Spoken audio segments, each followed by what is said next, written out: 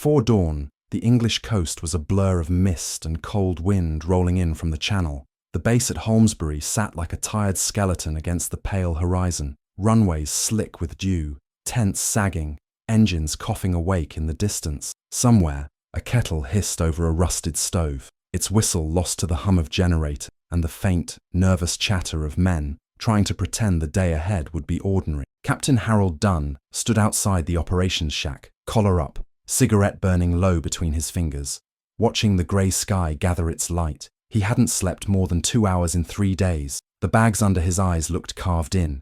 Around him, the air carried that peculiar weight that comes before bad news. He'd felt it before Dieppe, before the last surprise raid that had turned their airfield into a cratered mess. But this morning felt worse. The silence wasn't peace, it was waiting. Inside the shack, the radio hummed, a steady, endless hiss of static that had become the soundtrack of his life. Wires ran everywhere, a jungle of cables and open panels, dials half glued with grime. Dunn had built the setup himself from spare parts, components stripped from wrecked Spitfires, a receiver scavenged from an abandoned listening post, tubes begged from mechanics who didn't ask why. His superior officers had called it tinkering. An engineer's distraction, one of them had said, laughing. You're wasting your time, Dunn. Germans aren't fools. They encrypt everything. Dunn hadn't argued. He just kept listening. For 3 weeks straight, he and Corporal Reyes, his only ally in the madness, had sat through the nights in that room of wires and whispers, scanning the spectrum for patterns, tiny irregularities in the noise that didn't belong. Reyes was 22, sharp as a knife, with the quiet patience of someone who understood machines better than people. He'd once worked on radios for crop dusters in Ohio, before the war chewed him up and spat him onto this grey island. The two of them formed an odd pair. Dunn, the weary captain with too many disappointments under his belt, and Reyes, the stubborn dreamer who still believed information could win wars. On the table lay their notebooks, pages covered in slanted handwriting, timestamps, signal strengths, frequency shift. They'd found nothing. At least, nothing Command cared about. A few random bursts of chatter, mostly weather reports, stray civilian transmissions bouncing off the clouds. But Dunn kept hearing something buried deeper. He couldn't explain it. It wasn't a voice exactly, more like a rhythm, bursts of sound that repeated too neatly to be random. Each time he tried to report it, he was waved off. Intelligence told him he was hearing interference, maybe a distant ship, maybe his own equipment feeding back. You're chasing ghosts, Captain, they'd said. Take a walk, get some air. He'd done the opposite. He'd buried himself deeper in the noise. And on this morning, that decision would start to mean something. The signal came in faintly, almost lost beneath the static, like a whisper from across an ocean. Reyes caught it first. Sir, listen. Dunn leaned over, the cigarette forgotten, eyes narrowing. It was clearer this time, short, clipped bursts, evenly spaced. German. He recognized the cadence immediately. Luftwaffe code procedure. The hair on his arms rose. They let the recording spool for a minute, then another. It wasn't just chatter.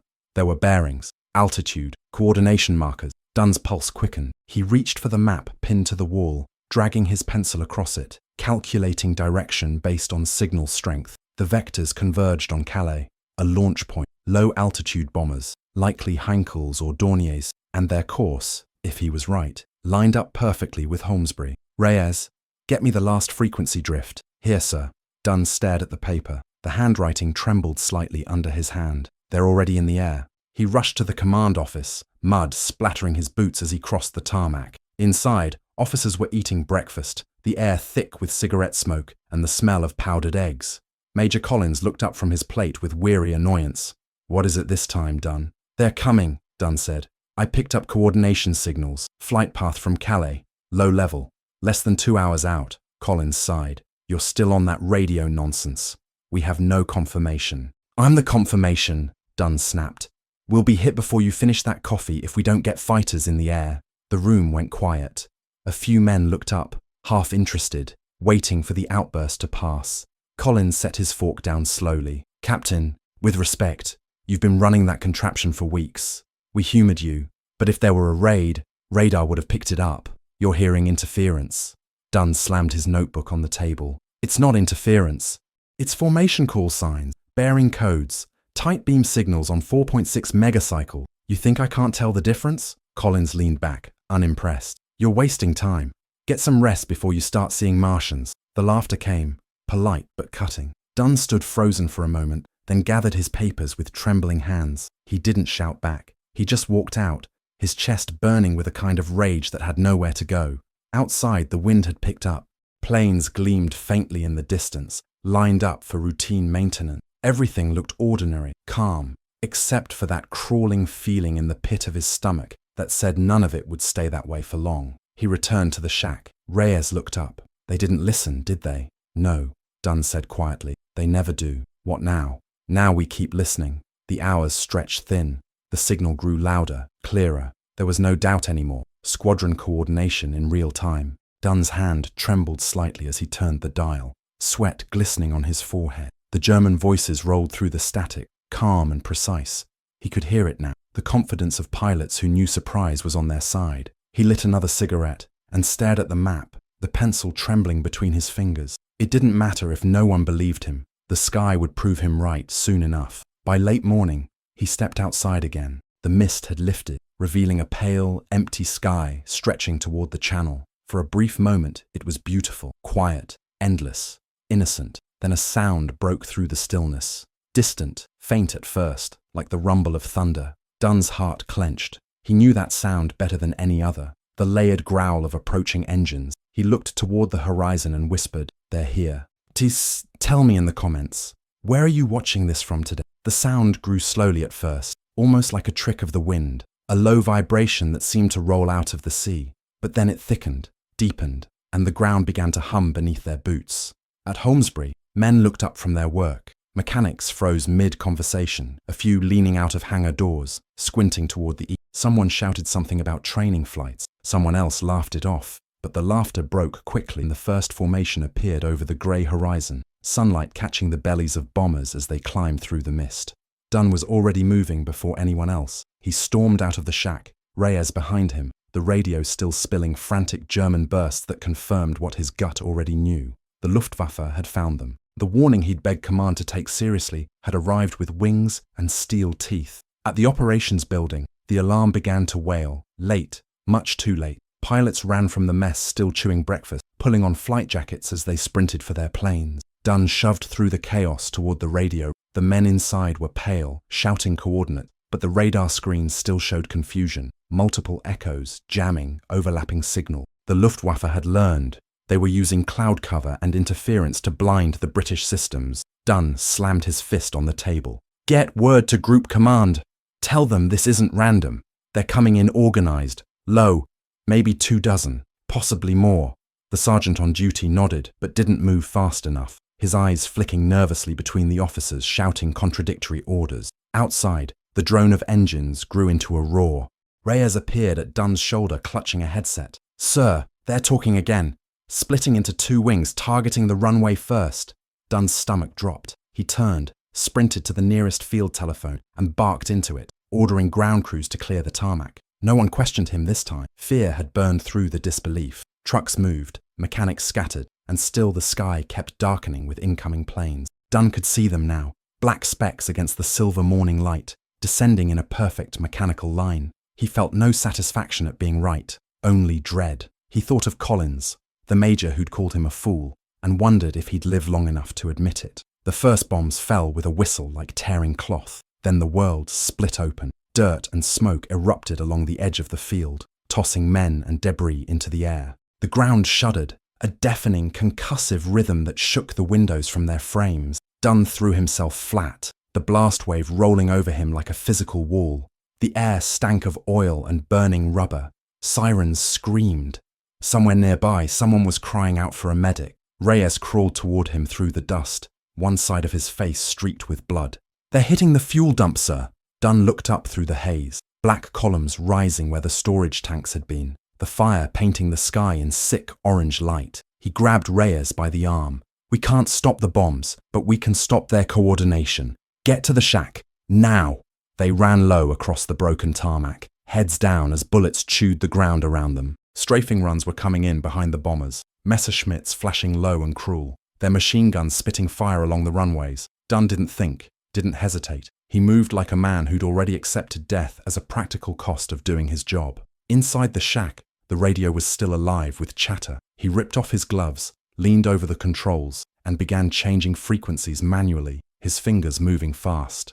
Reyes watched, bewildered. "Sir, what are you—" "They're coordinating through open relays. If I can jam their signal, even for a few seconds, they'll lose formation integrity." The idea was insane. Improvised jamming against the Luftwaffe's encrypted bands. It shouldn't work. But nothing about Dunn's equipment should have worked either. And yet it had already proven what Command refused to believe. He tuned into the channel, flipped the transmitter on, and began feeding back their own signal. Distorted echoes of the Germans' voices, scrambled in time delay. It was messy, chaotic, but within moments, something changed in the pattern. The precise rhythm of the Luftwaffe calls started to break. Pilots began talking over one another, confused, their timing lost.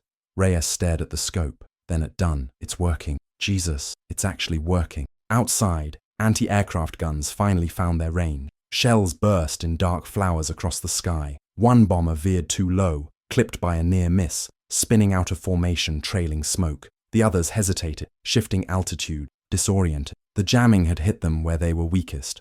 Communication. Dunn kept the interference going, voice tight, sweat dripping down his neck as he monitored the chaos on both ends. "They're blind now," he muttered, half to himself. "They don't know who's leading the run." The next wave came in scattered, confused. Some bombed too early, their payloads missing the main hangars and exploding harmlessly in open field. Others aborted entirely, banking west under pressure from RAF fighters, finally scrambled into the air. The defense had teeth now. Dunn's fingers cramped on the dial, but he didn't stop. He could feel the tide shifting, the sound of engines thinning as the Luftwaffe pulled back. The raid that should have wiped Holmesbury off the map was breaking apart mid-air. When the last echoes of gunfire faded, the airfield was unrecognizable. Craters, smoke, twisted metal, but it was still standing. The fires raged, the wounded screamed, yet somehow, impossibly, the base still lived. And in the middle of the wreckage, Dunn sat slumped over the radio, his face grey with exhaustion.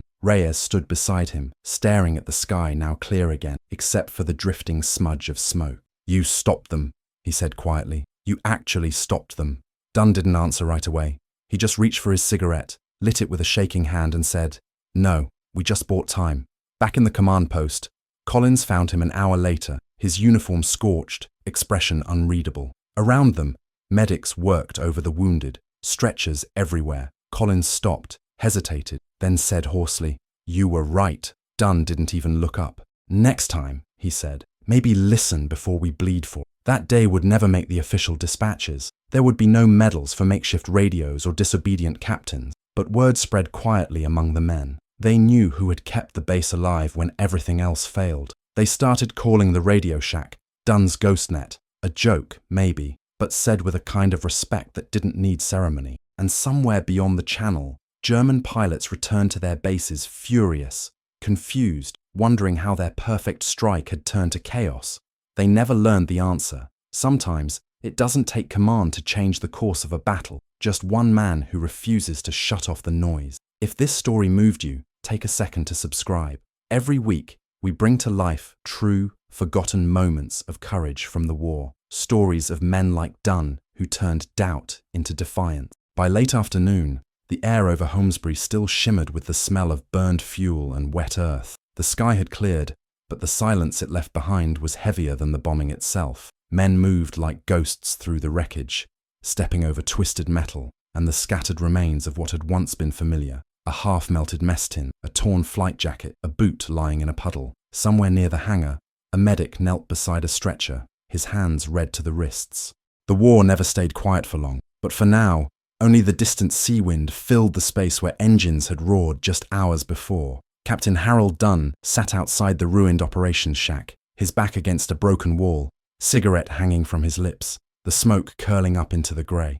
The radio inside still crackled faintly, picking up nothing but static now. His uniform was blackened with soot, the knees torn, and his hands were trembling slightly, though he didn't seem to notice. Across from him, Reyes crouched over the wreck of their equipment, examining the tangled mess of wires. "She's done for, sir," he said finally, his voice hoarse. "The transmitter coils burned out." Dunn nodded slowly. "Doesn't matter. She did her job." Reyes looked around at the shattered base, the craters, the twisted planes, and shook his head. "I still can't believe it worked. They didn't even know what hit them." Dunn gave a small, tired smile. Neither did we.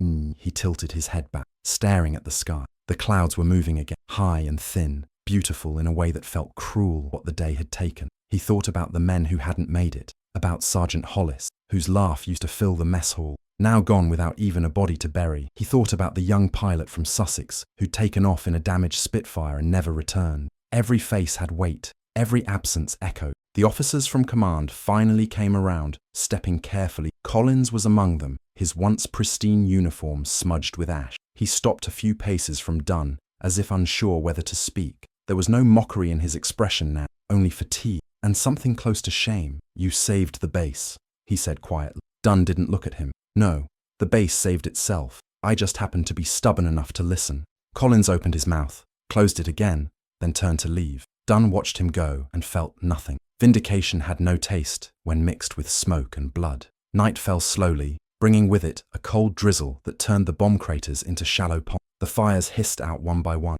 Dunn and Reyes stayed by the radio, too restless to sleep, too wired to stop work. They tried repairing what they could, rewiring circuits with bits of scavenged copper, trying to keep the frequency alive. Dunn wasn't sure why. Maybe because silence felt worse than noise. At one point, Reyes asked quietly, "Do you think they'll hit us again?" Dunn didn't answer right away. He looked out at the dark horizon, where the faintest flashes of distant anti-aircraft fire blinked like dying stars. "They always come back," he said, "but so will we." Hours later, the base commander, Colonel Barrett, arrived from the regional HQ. He was older, graying, eyes sharp beneath his cap, the kind of man who measured words like ammunition, carefully and only when needed. He walked through the wreckage with deliberate calm, inspecting the damage, listening to brief reports. When he reached Dunn, he studied the younger man for a long moment before speaking. "You disobeyed the chain of command," Barrett said evenly. Dunn straightened slightly, bracing himself. "Yes, sir." "You operated unauthorized equipment on military frequencies." "Yes, sir."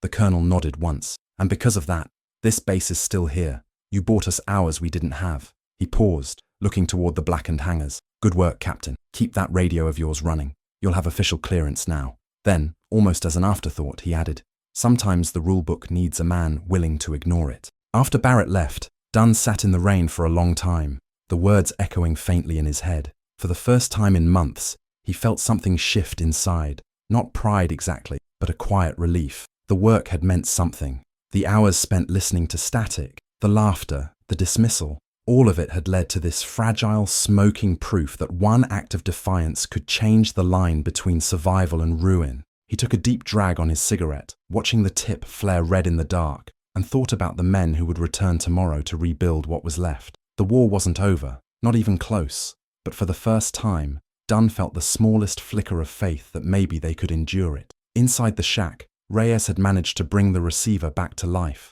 The dial glowed dimly, a small circle of light in the ruined room. "We're live again," he said, almost smiling. Dunn walked over, looked down at the radio, and for a moment just listened. The static was back, endless and soft, like breathing. "Keep it open," he said. "If they're talking out there, I want to hear it."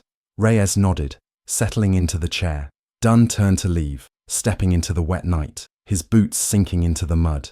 Above him, the clouds had begun to break, revealing faint stars beyond the drifting smoke. Somewhere across the channel, he knew, another squadron was preparing, another operator was listening. The war was an unending conversation between men who would never meet, carried by the invisible hum of the air. And in that moment, the captain understood the strange truth of his obsession. The radio wasn't just a machine, it was a lifeline, a voice in the void, proof that even in chaos, connection mattered. Every signal, every fragment of sound was a heartbeat against the silence of death. He walked past the craters and the scattered wreckage toward what was left of the barracks, his figure small against the smoking horizon, and for a moment, he allowed himself to feel something close to peace.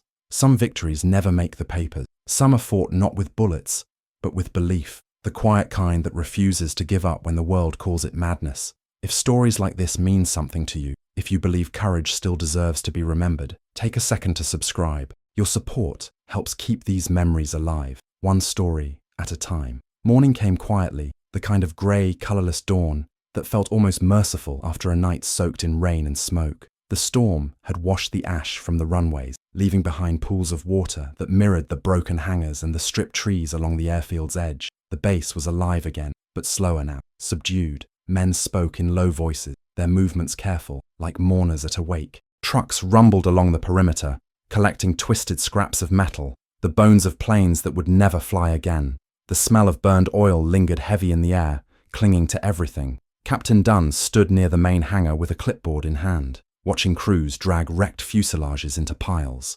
His uniform was clean again, though it hung loosely on his frame, the exhaustion still etched deep into his face. Beside him, Reyes scribbled notes, keeping inventory. The two barely spoke. They didn't need to. Words had become redundant after what they'd endured. The silence between them wasn't awkward.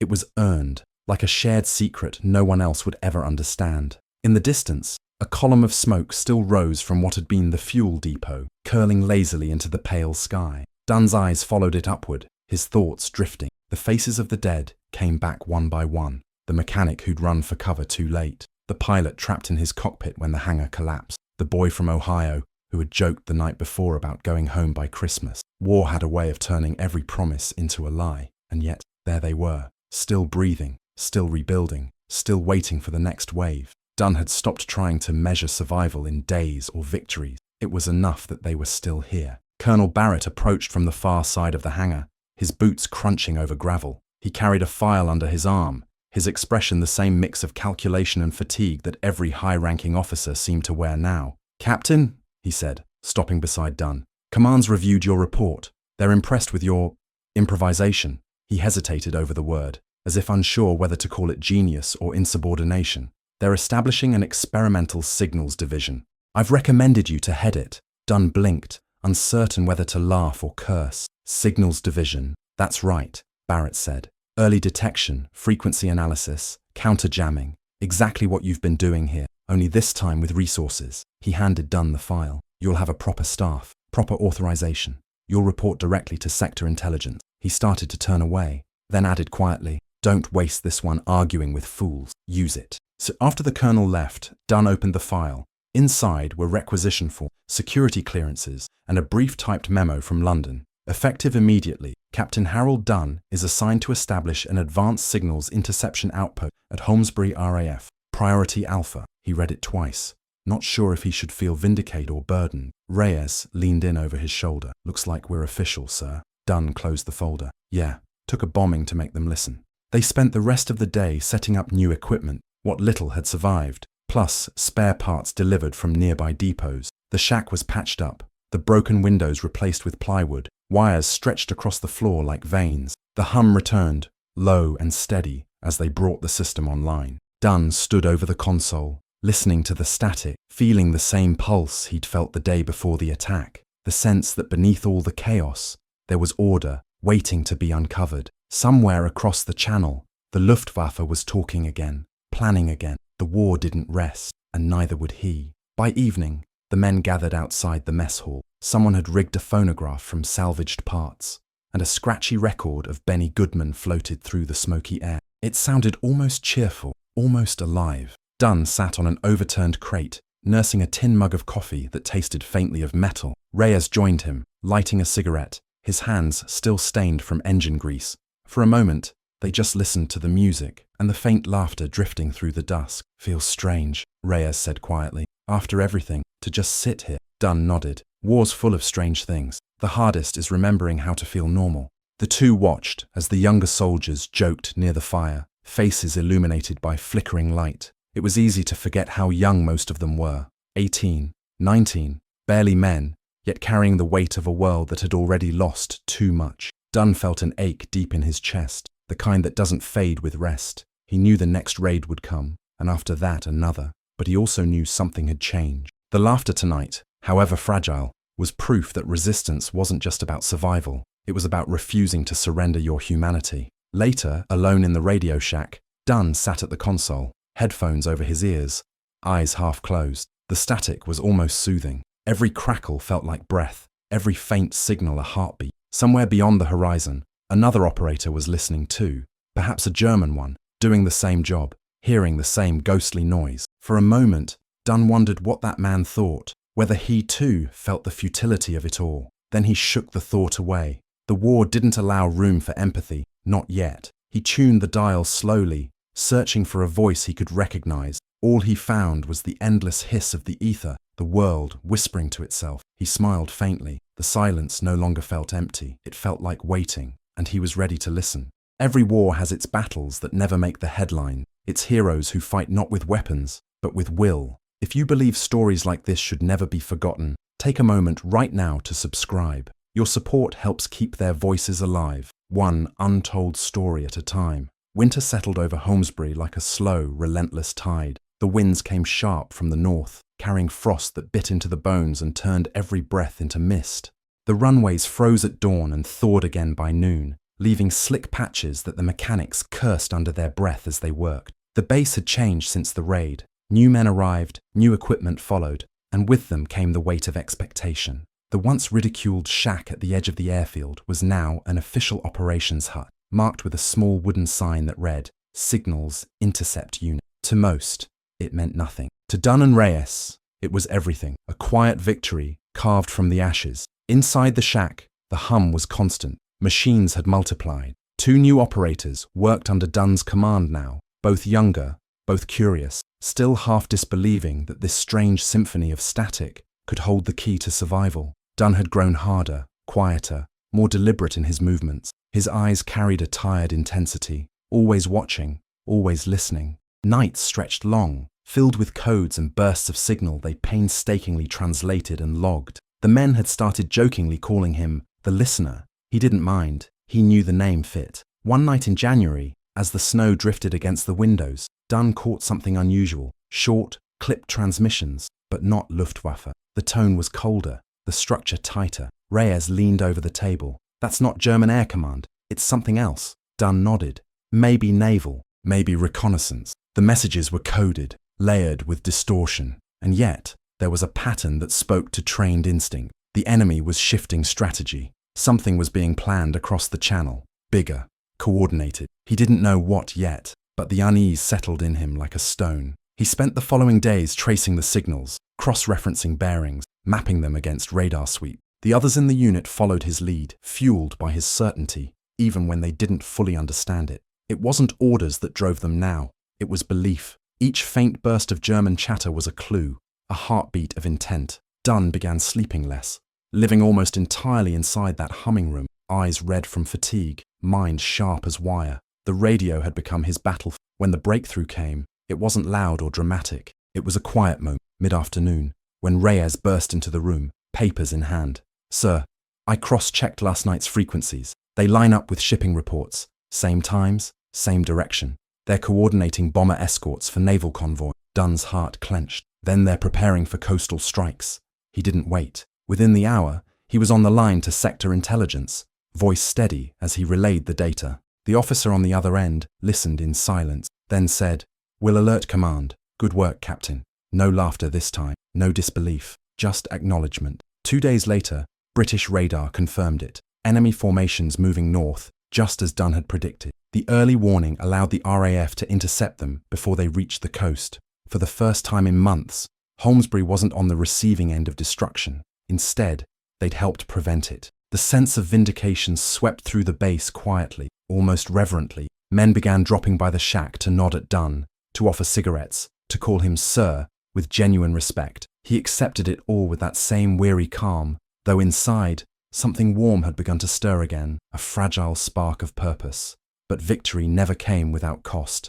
Word arrived a week later that one of the intercept squadrons Dunn's intelligence had saved was lost in a counterattack. Among the names on the casualty list was Lieutenant Fraser, a pilot who had once teased Dunn about his ghost radio. The news hit harder than he expected. He sat alone in the shack staring at the empty chair across from him, where Reyes used to nap between shifts. The snow outside glowed faintly in the moonlight, and the radio hissed softly in the background, like the breathing of some restless spirit. Dunn lit a cigarette, his hands trembling. "You saved lives," he muttered to himself. "That's supposed to be enough." But the words rang hollow. The truth was cruel. Saving some never erased the faces of those you couldn't. Reyes came in quietly, setting a mug of coffee beside him. "You did what you could, sir." Dunn nodded without looking. "That's what they all say." There was a long silence before, almost to himself. "But it never feels like enough, does it? Reyes said nothing. There was no answer to give. The war consumed everything: time, hope, sleep, and gave nothing back except moments like these, fragile and fleeting,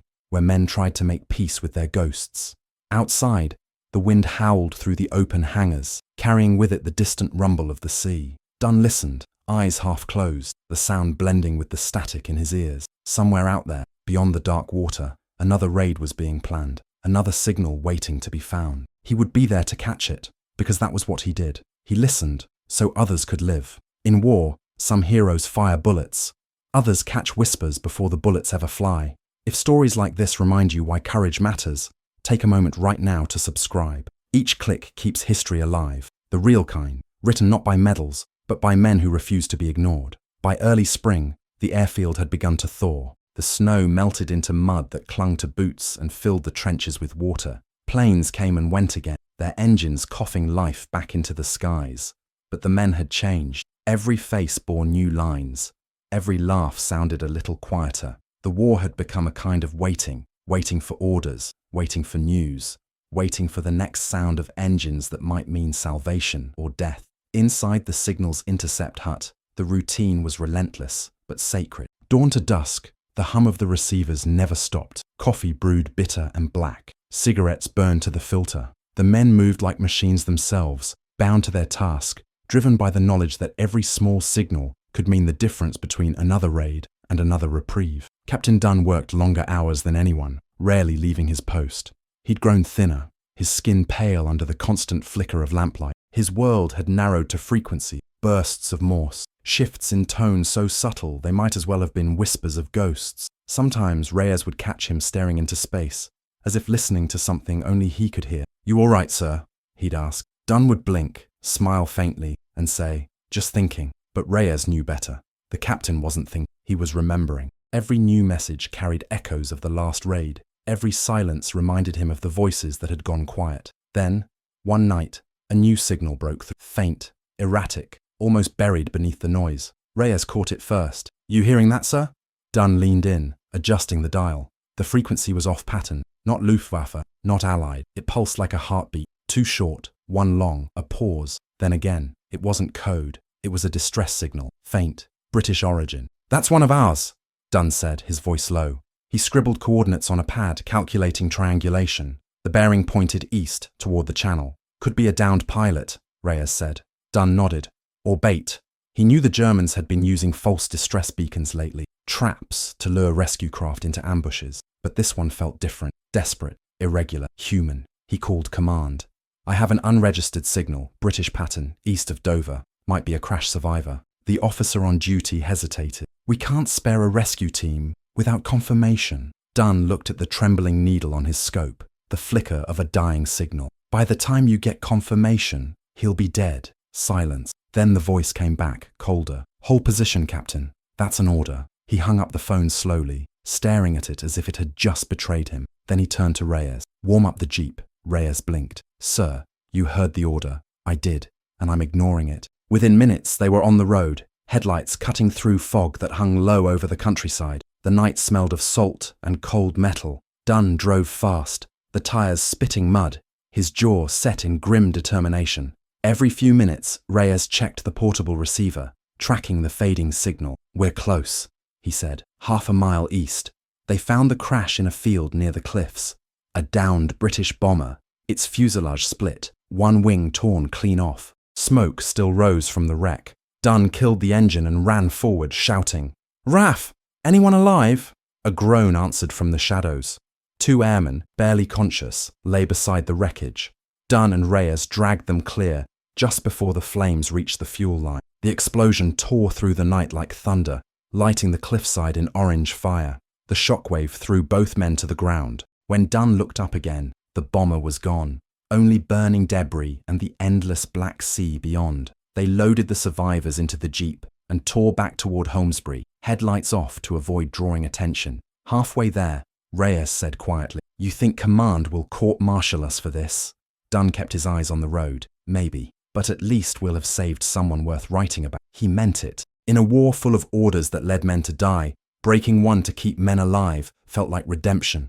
Back at the base, medics rushed the wounded into care. Barrett was waiting by the hangar, coat pulled tight against the wind. "You disobeyed direct command," he said, voice like stone. Dunn stood straight, still catching his breath. "Yes, sir." Barrett studied him for a long moment, then nodded toward the jeep. "Those men owe you their lives. So do I. Next time, try to warn me before you make me write a falsified report." A ghost of a smile crossed his face. "Now get some rest, Captain." Dunn didn't rest. He returned to the radio hut, mud still on his boots, and sat before the console. The static was calm again, soft and endless. He leaned back, closed his eyes, and exhaled slowly. For once, the hum didn't sound like ghosts. It sounded like a heartbeat, maybe his own. In the war's noise, not every battle is won by gunfire. Some are won by listening, to duty, to instinct, to the faint cry no one else hears. If you believe in stories that honor the quiet kind of courage, subscribe now. Each new story keeps their memory alive, one heartbeat at a time. The war dragged on. The seasons turned, each one marked not by weather, but by losses. Winter bled into spring again, and with it came new orders, new codes, new names of men who would never come home. Holmesbury changed slowly. Repairs became routine, replacements arrived, and the airfield filled once more with the constant noise of engines and shouted orders. Yet amid the repetition, something deeper had settled, a quiet, hard-earned reverence for the men in the small wooden shack at the edge of the base. The listeners, they weren't glamorous, and they didn't wear flight wings or medals, but everyone knew what they did. Without them, Holmesbury wouldn't still exist. Captain Harold Dunn aged years in months. His hair had greyed at the temples, and the lines around his eyes deepened, but his presence carried a calm authority now, the kind that no rank alone could command. He moved through the base with a quiet certainty, a man who'd learned that victory and survival weren't the same thing. To most, the war was chaos, noise and fire. To Dunn, it had become something else, a pattern, vast and cruel, but understandable if you listened closely enough. The intercepts told stories no newspaper would ever print, pilots praying in code, bombers joking in mid-air seconds before silence, voices of men who never realized they were being heard. Every frequency was a heartbeat, every transmission a reminder that humanity persisted even in its own destruction. Reyes stayed by his side, loyal and unflinching. Together, they expanded the unit, training new operators, refining techniques. What had begun as one man's obsession had become a blueprint for the entire RAF's early warning system. By the spring of '44, their data was feeding into operations across southern England. Dunn would sometimes stare at the maps and wonder if the chain of events that started in mockery, the waste of time that command had laughed at, had quietly altered the course of the war. He never said it aloud. He didn't believe in glory, but deep down, he knew. One afternoon, after a long shift, Dunn walked to the edge of the runway. The air smelled of rain and fuel. The sky was a dull blue, clouds rolling low. A flight of Spitfires thundered overhead, their engines vibrating through his chest as they climbed into the distance. He watched them until they vanished into the clouds, small and bright against the endless grey. There was a beauty to it, a terrible, fleeting beauty. He thought about how much the war had taken, friends, years, innocence. And yet, in its shadow, it had given him something he hadn't known he needed, a purpose that demanded everything but gave meaning in return. As the day faded, Dunn returned to the shack. The light inside was dim, the walls lined with wires and notes. Reyes sat at the console, headphones on, scribbling data. He looked up when Dunn entered and smiled faintly. "Still quiet, sir?" Dunn nodded, setting down his cap. "Good. Let's keep it that way." He sat beside him, the two men bathed in the soft glow of the equipment, listening to the gentle hiss of the airwave. Outside, night fell slow and steady. The radio crackled once, a faint burst, then silence. Dunn tilted his head, waiting, but nothing came. Just the steady, endless hum. He smiled. The sound had come home. It was proof that they were still here, still standing, still listening. Years later, after the war, people would ask what it was like, the fear, the chaos, the loss. Dunn would never quite know how to answer. He'd just say it was a war fought in sound, a war of listening, of believing that the faintest whisper could save 100 lives. And maybe, in some small way, that was the truth of it. Holmesbury eventually faded from the maps. The runways cracked, the hangars fell to rust, and grass grew over the craters. But if you stood there on a quiet night, with the wind coming off the channel, you might still hear it, the soft, electric hum, the heartbeat of a machine that once caught the ghosts of men and turned them into warnings. You might not understand what it means, but Dunn would have smiled and said, "That's the sound of someone still listening." Because even after the guns went silent, the echoes of their courage never did. And if stories like this, of men who turned doubt into defiance and noise into hope, mean something to you, take a moment now to subscribe. Each story we tell keeps their memory alive, one voice, one heartbeat, one act of faith at a time.